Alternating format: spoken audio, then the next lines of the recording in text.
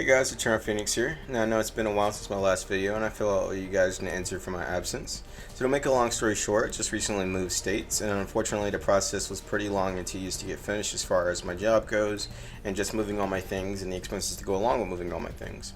But now that I've gotten settled in, I can finally get back to making videos. So although the break was needed, I apologize for the long hiatus without any warning. So before we get into the top 5, let me clarify that the sword users on this list are based solely on their skill with the sword and their feats. Any special techniques that aren't speed, strength, or skill related will not be taken into account. So for example, if the character can cut down a skyscraper with a sword, then he could be on the list. But if he can cut down a skyscraper with a beam shooting from his sword, then he wouldn't count. Transformations are allowed, but only boosting of the character's base stats will be taken into consideration. To keep things simple, only one sword user per series was chosen.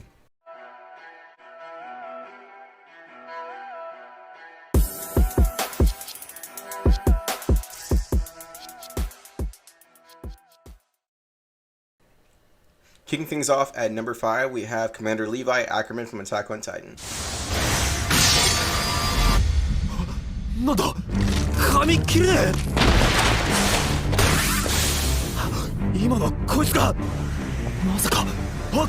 Standing at just 5 feet 3, Levi is an expert Titan Slayer and Swordsman. Known as humanity's strongest soldier, he's confirmed to have killed roughly 90 Titans in his career and is compared to the equivalent of a brigade of soldiers. So brigades normally range anywhere from 3,000 to 5,000 soldiers, and seeing him in action is easy to see why they compare him to that, with feats such as incapacitating and outmaneuvering the female Titan, something that not even Eren in Titan form could accomplish, and carving the Beast Titan, who stands at 55 feet tall, to pieces in mere seconds. I mean, that more than makes him a force to be reckoned with. I mean, not even losing fingers could slow down the great Commander Levi.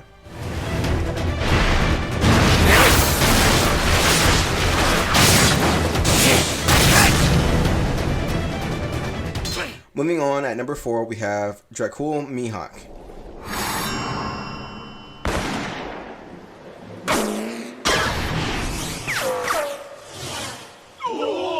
Now, while there are a variety of swordsmen in the One Piece universe, and many sword users that can technically hold the title of best, most skilled, and strongest, most notably Shanks, Zoro, Rayleigh, Odin, Ryuma the Sword God, and Gul D. Roger himself, each having their own feats and skills, such as Odin nearly killing Kaido in his Shenlong dragon form, Ryuma killing a dragon in one swing, Shanks being a Yonko despite not having a devil fruit or an arm and fighting on par with Mihawk on different occasions, Rayleigh fighting Kizaru to a draw while of his prime in a weakened state, and Roger who scales to Whitebeard if not stronger, as well as being stronger than Rayleigh, who again, even as an old man in a weaker state, is still stronger than supernovas. Now, despite all of these feats and who they can be scaled to, they were all great in their time and prime states. So my main reasoning for my decision with Mihawk is he currently holds the title of World's Strongest Swordsman, and though Zoro is a strong and great swordsman, he received his training from Mihawk and has yet to surpass him. Mihawk has destroyed 49 of Don Krieg's 50 ships, he's defeated over 5,000 men by himself, leading some to believe he has the power of a devil fruit. He has even cut mountain-sized glaciers in half and effortlessly fended off Zoro one-handed with a dagger, as well as being responsible for giving Zoro the scar on his chest and breaking 2 of his original 3 swords, although granted these weren't Wazumono blades.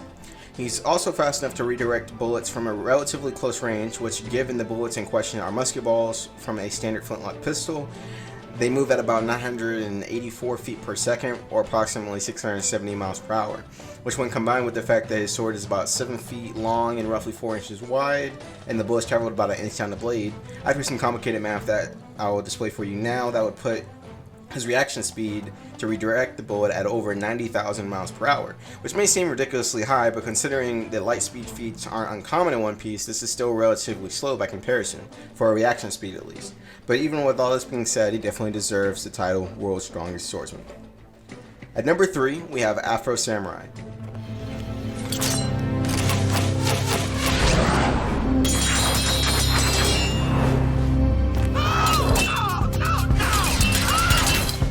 Afro Samurai is a master swordsman trained from an early age in the art of swordsmanship by his swordmaster, whose name was, well, Swordsmaster. He's fast enough to deflect crossbow bolts from roughly 15 feet away, which travel at a speed of 300 feet per second or 205 miles per hour, which means he has to perceive and react in 50 milliseconds or at speeds of roughly 27 miles per hour. However, it's hard to determine the range of motion for this feat, so I apologize if the miles per hour is a bit off. He's also able to slice through a musket ball traveling from the rifle from 15 feet away. By comparison, shooting a musket ball traveling 1200 feet per second or 818 miles per hour out of a rifle, Afro Samurai would have had to perceive and react to the bullet in about 12.5 milliseconds or a little bit over 7,500 miles per hour. Now, just to reiterate, the range of motion plays a major factor between this and Mihawk's feat, because Mihawk only needed to turn his wrist about 45 degrees, and he did it an inch down his blade, which can be done faster than a sword swing, as well as Mihawk just being faster in general than Afro and already having his sword drawn when the bullets were fired. He would later go on to even dodge and cut multiple 45 caliber bullets mere inches from his face that were being fired from 2 single action army revolvers at about 20 feet.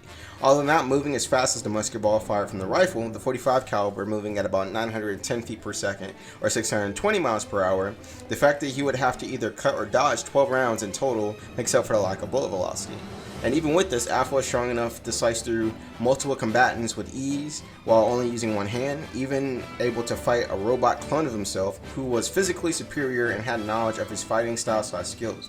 It was also during this encounter that he deflected and dodged Afro Droid, which is the name of the robot, his laser beam based attacks. To block the laser from roughly about 29 feet away in one of the scenes, Afro would have had to react in about 28 nanoseconds, and light speed travels at approximately 983,571,056 feet per second, or 670,616,629 miles per hour, which means Afro had to be moving at a speed of over 304 million miles per hour. Now, given the distance and everything, I'd say if that's not the case, he would only be moving around 21% the speed of light. However, with skills like these, Afro eventually defeats Justice, finally obtaining revenge for his father's murder and claiming the #1 headband, not only making him the #1 swordsman in the world, but the #1 warrior in the world.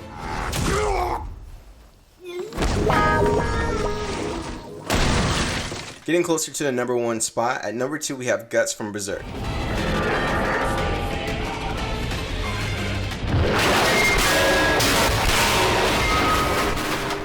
So Guts has an extremely dark origin, so I won't go into too much detail to keep things family friendly. However, he definitely deserves a spot on this list. Standing at 6 feet 3 inches, Guts is a giant among men. Trained from the age of 6 in swordsmanship and combat by mercenaries after the death of his adoptive mother, Guts was taught and abused by the mercenary leader Gambino. He would later go on to be a child soldier, killing his first band by the age of 9 and eventually killing Gambino in self-defense. After this, Guts continued on as a lone mercenary until he caught the eye of a group of mercenaries known as the Band of Falcon. So a little side note, the group's name has been translated to mean hawk or falcon. However, falcon is believed to be the more correct translation, so that is what I'm going to go with. Eventually, he moved up to the rank of captain, and with his men, they stopped a 100-year war in just 3 years. He's credited with being the first human to injure the apostle Nosferatu Zod in 300 years, although he didn't defeat him in this encounter.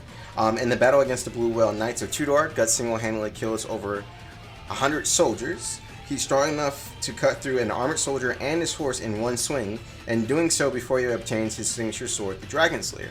Speaking of which, he effortlessly slays demons and apostles alike with Dragon Slayer, which says a lot considering the sword weighs over 400 pounds. He has honed his body and skills to the point that he has the equivalent power of some of the strongest apostles' first forms, and in a later encounter with Nosferatu, he was able to fight him to a draw while he was in his second form, the same form that had overpowered him earlier on in the series. Guts has also killed over 1,000 demons in his journey.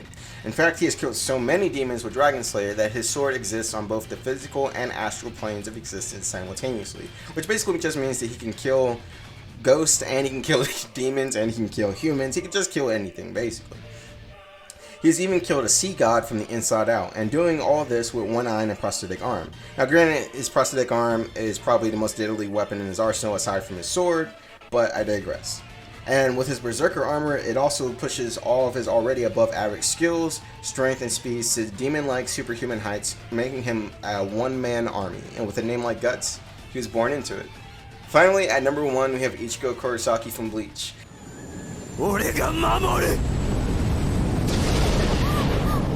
Now, because of the vast amount of information that I have on Bleach and the fact that it was one of the big 3 like One Piece, I will be jumping around a lot in terms of chronological order just because it's a very long show slash manga. So Ichigo is a Soul Reaper and Master Swordsman, and his skills are earned through his many battles and the teachers throughout the series. Initially trained by Kyosuke Uehara, he would later go on to be trained by Yoroichi Shihoen, the former leader of the Stealth Division, and his own Zanpakuto spirit Zangetsu on numerous occasions. He's also been trained by the Vizards, which are mostly ex-captains, and they also have hollow powers, the Execution Squad, which are Fullbringers, and even the Royal Guard of the Soul King himself, the Zero Squad, who are leagues above anyone he has trained with before, and they are stronger than the entire 13 Court Guard squads put together. And every battle that he has been in increases his sword prowess and skill level, going from lieutenant class to captain class in just a few hours in the Soul Society arc, for example. He's strong enough to defeat Captain Kenpachi Zaraki of the Combat Division Division 11, who holds the title of Kenpachi, which the anime describes as he who enjoys fighting and killing. And there's only one Kenpachi per generation. The title was gained by killing the previous Kenpachi, making him more than an experienced soldier slash captain, warrior, whatever you want to call it, and making him more than a match for Ichigo at that time. And his spiritual pressure was so high upon their first encounter that Ichigo could barely put a scratch on his bare chest, while Kenpachi was having his Ryatsu siphoned off through his eye patch. So with this being said, that he was later able to defeat them says a lot about Ichigo himself, and it also says a lot for his willpower and just his strength in general. He's fast enough to counter Tenjiro Karenji of the Zero Squad, while simultaneously moving so fast that his movement wasn't even seen. And Tenjiro can move faster than Soifan, the current captain of the Stealth Division, which would put Ichigo well above Soifan, and I believe also Yoroichi, who holds the title of Flashmaster for having the fastest flash step technique in the Soul Society. Going back a bit to the Soul Society arc, Ichigo had the strength to block the strike of the Sogoku, which is a weapon of execution with the power of a million Zanpakuto. But beyond that, he did it in its release form when its power was increased several dozen times, and doing this only in his Shikai. Ichigo also stands on par with Captain Kuchiki in terms of power in this arc. However, the interesting part of their battle is that upon the release of both of their Bankais, Ichigo was able and was so fast that he was able to cut through Byakuyo's Bankai.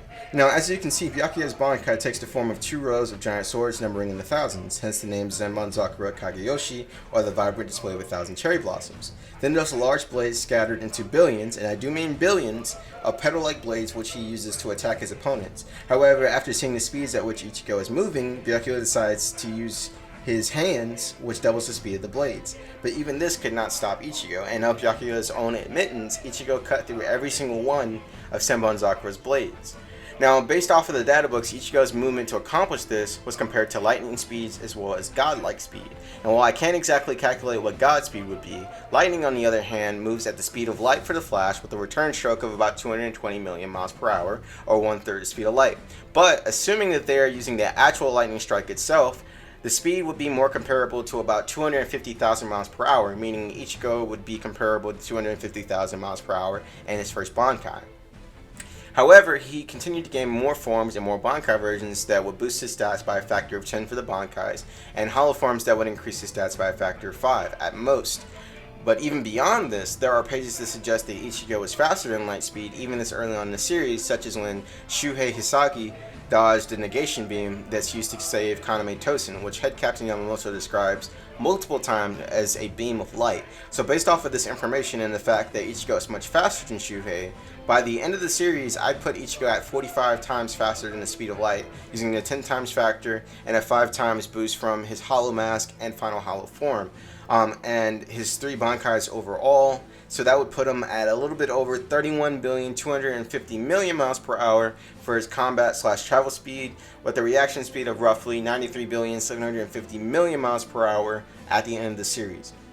Now keep in mind, this is scaled off of Ichigo's first Bankai when he had just learned to go Bankai, and therefore he could very well be a lot faster than my calculations, so I apologize if there are any incorrect numbers in there. Feel free to let me know in the comments, just don't be rude about it, okay?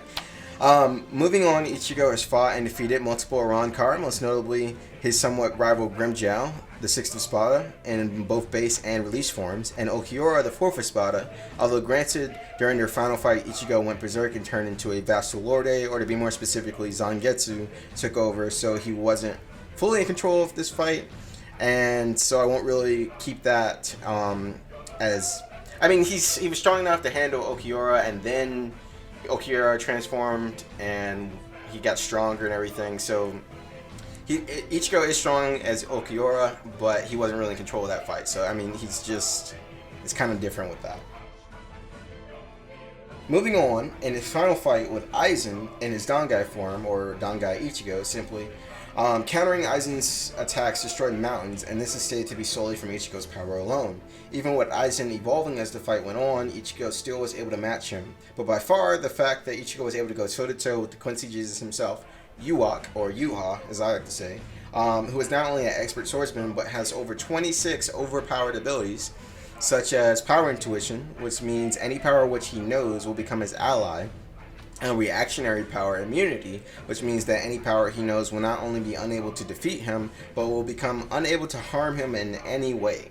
Now honestly, Yuha is probably one of the most overpowered antagonists in the anime, but I'll save that for another video. Hopefully with all this information you can understand why Ichigo is number 1 on this list. So I hope you guys enjoyed the video. This took me a ton of long hours to make, as well as making sure I could be as accurate as possible. However, the lack of information in some areas gives me a bit of room for error. So again, if there is anything that I got wrong, feel free to let me know in the comments. Just be respectful about it. Also, if there's anything you guys would like to see, feel free to put it in the comments and I'll consider it for a video idea. But with that being said, thanks for watching. Eternal Phoenix signing out.